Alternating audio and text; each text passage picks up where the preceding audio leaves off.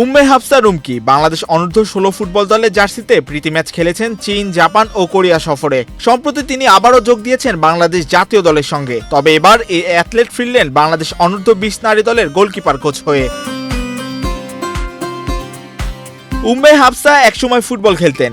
নানা কারণেই অনেক নারী ফুটবলার আশার আলো দেখিয়েও হারিয়ে গেছেন চিরতরে। উম্মে হাফসা চুমকিও ফুটবল থেকে সরে দাঁড়িয়েছিলেন। 2017 সালে অ্যাথলেটিক্সে নতুনভাবে তার পথ চলা। 8 বছর ধরে হাই জাম্পে আলো ছড়িয়েছেন। জাতীয় প্রতিযোগিতায় হাই জাম্পে তিনি জিতেছেন 5টি সোনা, যার 3টি জাতীয় রেকর্ডও। পাশাপাশি 5টি রূপা ও 2টি ব্রোঞ্জ জিতেছেন তিনি। ফুটবলের মায়া ছাড়তে পারেননি বলেই নৌবাহিনী চাকরি ছেড়ে দিয়ে বাংলাদেশ অনূর্ধ্ব-20 নারী ফুটবল দলের গোলরক্ষক কোচ হিসেবে রুমকি যোগ দিয়েছেন। পদ্মা সেতু, মেট্রো রেল এবং এলিভেটেড এক্সপ্রেসওয়ে নির্মাণের গর্বিত অংশীদার বসুন্ধরা সিমেন্ট। এর আগে ফুটবল কোচ হওয়ার স্বপ্নে গোলকিপার বি ডিপ্লোমা কোচিং শেষ করেন তিনি।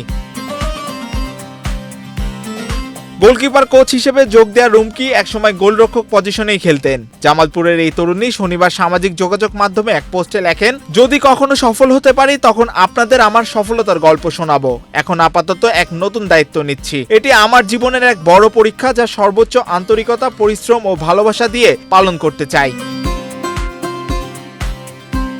এম মাহিউজ্জামান, বাংলাদেশ প্রতিদিন।